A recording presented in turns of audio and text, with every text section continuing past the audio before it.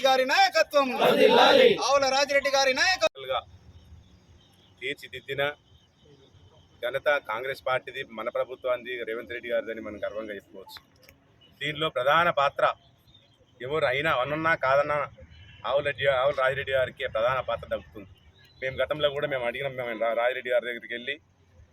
అన్న మరి ఇట్లుంది పరిస్థితి, వాళ్ళేమో రెవెన్యూ మండలి ఏమైందని అడిగే పరిస్థితి, మేము కనబడితే ఇక వాడు ఇదే అడుగుతాడు అనే పరిస్థితికి మేము తీసుకొచ్చినాం రాజిరెడ్డి గారి మీద. అంత ప్రెషర్ తీసుకొచ్చిన దానికి మా ఊరు ముద్దుబిడ్డగా నర్సాపూర్ ఇన్ఛార్జిగా ఆయన మమ్మలను సంబంధిత మంత్రివర్యులు సీతక్క దగ్గరికి అందరినీ తీసుకెళ్ళి మా నుంచి ప్రెజెంటేషన్ ఇప్పించి, అక్క వీళ్ళంతా నీ అభిమానులు, మేమందరం మీ అభిమానులం, మిమ్మల్ని గుండెల్లో పెట్టుకుంటాం, మాకు మండలి ఇవ్వండి, వాళ్ళు సగం ఇచ్చి మమ్మల్ని ఆగం చేసిరు అని మన మంత్రి గారితో మొరబెట్టుకొని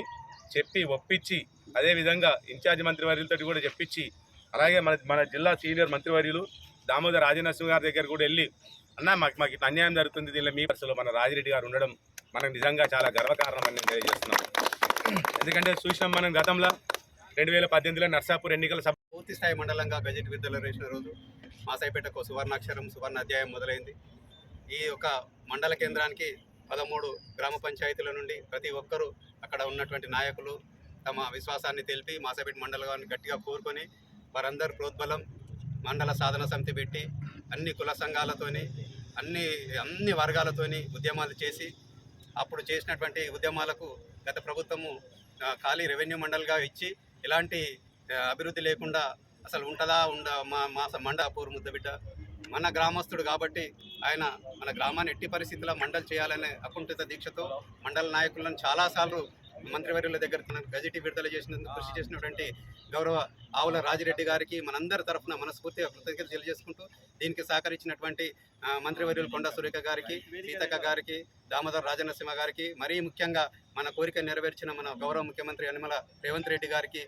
మన గ్రామస్తులందరి తరఫున మన మండల కేంద్రం ప్రతి ఒక్కరి తరఫున వారికి కృతజ్ఞత ధన్యవాదాలు తెలియజేసుకుంటూ ఈ యొక్క కార్యక్రమానికి సహకరించిన ప్రతి ఒక్కరికి మరియు ప్రతి సమయంలో మీడియా మిత్రులు కూడా మండల కేంద్రం కావాలని హైలైట్ చేసి దీనికి పూర్తి సహకరించిన ప్రతి ఒక్క పేరున మీడియా మిత్రులందరికీ